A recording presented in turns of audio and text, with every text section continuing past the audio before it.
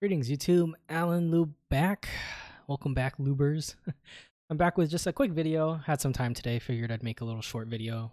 Just some random thoughts. But I was looking at the Outsiders set, and I thought it'd be fun to just give you guys what I think are the 5 best cards in the set. Now, this is all very first impressions based. Things may change over time.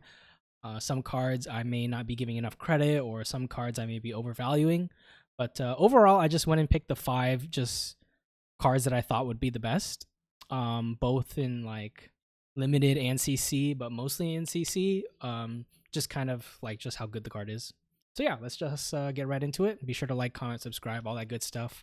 If you haven't checked out my giveaway yet, my spoiler video is also a giveaway. That'll be ending fairly soon, so be sure to enter while you can if you haven't already. All right, and let's start with the first card is Death Touch. I think most people can agree that Death Touch is a pretty good card.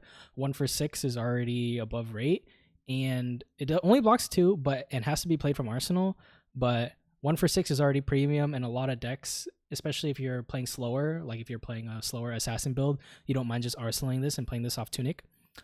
Playing this off Tunic is like just insane. 1 for 6, and you can create Frailty, Inertia, or Blood Rot Pox is quite good. I imagine Blood Rot Pox is probably the worst one to make most times, unless you're playing an aggro assassin deck. But I don't think aggro assassin is very good right now. But Frailty and Inertia can cover a pretty wide range of matchups and are both very strong. So this is just something that your opponent just has to cover up. Or if they don't cover it up, you just get a ton of value. So yeah, I think most people can agree Death Touch is pretty good. This is my 5th best card in the set. And now for my 4th best card, my 4th and 3rd, I kind of switched between them. I think Blood Rot is probably a little better than Frailty, but I kind of go back and forth, to be honest. But I think both of these are just very strong cards. Getting a Ponder token means it already replaces itself. If you have Frailty, you can get back any attack you want from your grave, and your opponent can do the same, but if they already have an arsenal, then they can't do it. But if they don't have an arsenal, then they have to discard a card. That's 1 less card to block. And if you bring back like anything that hits arsenal, like Leave No Witnesses or something like that, or even a CNC, or if you're playing Ranger, you can bring back like your best on hit, like a Red in the Ledger or something. It's just, I don't know, this card seems really good. And then making a Ponder token is always great. It's yellow, so it still pitches, and it blocks 2, but overall, I just think both codexes are really good. Blood Rot's a little different. You have to have your attack in hand already, or just like a different card that you want to play, like any pump, like Premeditate or Smashing Good Time or something. I don't know. But the Blood Rot Pox basically means this is like 2 go again, creates a Ponder, and you put a card in your arsenal, which for Ranger is a free reload, and for Assassin, it means you can load up a Death Touch in there. So I think these two codexes are probably some of the best cards in the set. I think it's kind of interesting that for my 5th, 4th, and 3rd best cards in this set, they're all Assassin Ranger cards. And yeah, I just think these cards are insanely strong. Probably staples for these classes going forward. The Codex is less so for Assassin, but for Ranger, definitely. And then Death Touch also probably fits more in Assassin in CC than it does in Ranger. Mainly because even if you're playing a more defensive style build, pressuring life is still a way to get your opponents to block with cards, and also the Frailty / Inertia token are just both good tokens to make if you're on like a slower fatigue style game plan. So now my second best, or the card I think is the second strongest in the set, is Premeditate. This is basically Ponder Run. It's a little different from Plunder Run, obviously. Plunder Run, you had to play it from Arsenal to get the +3, but it was an effect that, lasted for all of your attacks, which Premeditate is definitely going to be stronger in like Lexi, because Azalea doesn't go wide too often. Actually, so if they can still cover up your first, your big attack, you don't get the Ponder. But if you're coming in for like 13 Dominate with Premeditate, you basically just get a free draw. So it's Plunder Run in a slightly different way. It's Majestic, so you can't just run 9 of them. But yeah, this card is just insanely good. And Ponder also helps counter Inertia tokens, which are another way that other classes can stop you from arsenaling as a Ranger. So the fact that you can, bottom your hand in Arsenal and still draw a card in Arsenal is very good. I do think that Lexi has gotten a lot of tools this set with the codexes and Premeditate, and even Azalea also. Like, it just feels like you have so many relevant on hits now, and you're pushing out a good amount of damage with all these pumps and different cards. But yeah, Premeditate's only the card that I think is the second best in the set, and I think the best card in the set is Bonds of Ancestry. Now, this card is just insane. Like, I'm so surprised this card is a rare, and I kind of like that also because it's like a very powerful card and is probably what is going to make Katsu relevant. But it being a rare makes it really accessible. Like, I think you can play Katsu with like decent success without even playing Dishonor.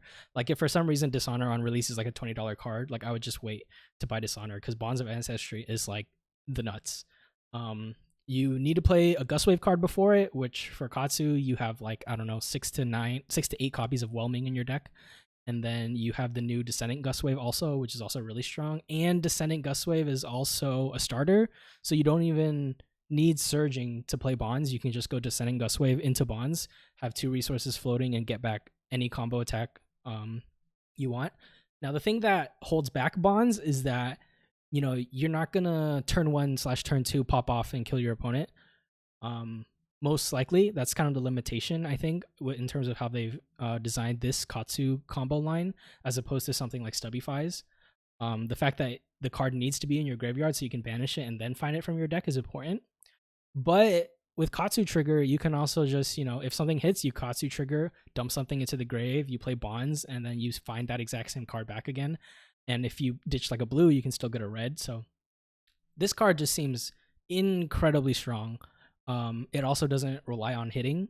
So the biggest thing about the previous Lord of Wind line was that if you played Surging into Whelming into Mugenshi, if they could cover up both Whelming and Mugenshi, your line just kind of ended there. But now with Bonds, it doesn't need to hit. So now you can like still go off. You can go Surging, you know, Whelming, Bonds into something, some Kodachis, and it's just the rate on this card. It just seems so insane. But yeah, this is probably my vote for the most powerful card in the set. I think it's quite interesting that 2 of the cards I picked are rares, and the other 3 are Majestics. I'm not in love with any of the legendaries in this set. Like, obviously they're good and will go in there in the decks, in some decks, but I think overall, like, the Assassin legendaries are a bit underwhelming, I would say. Like, they still go in the deck, mainly Flick Knives. I don't think the chess piece goes in the deck, but yeah, overall, I think this is going to be a fun set to play around with because the legendaries don't feel like a necessity, and at the same time, it's also kind of rough because I think that's in large part contributing to the rising prices of old legendaries like Mask of Momentum and New Horizon, Skullbone Cross Wraps, things like that. Because since we're having older heroes come back with more support, they're not getting like a new class legendary that fits their playstyle, you know? Like, it's not like Dromai and Furnace, or it's not like Icelander and what's that called? Crown of... I forgot what it's called. The Ice Crown that makes you pitch or discard a card. But yeah, so these are my top 5 picks. I'm not too confident in the order. Like the Codexes, Death Touch, Premeditate, all of those are kind of really good in my eyes. But I think Bonds is my favorite card of the set. And it's not because I dabble in Ninja. I just think this card is insane. But yeah, so let me know what you guys think. If you disagreed, if you think any other card should be on this list, or if you also agree, yeah, let me know. And I'll see you around. Thanks for watching.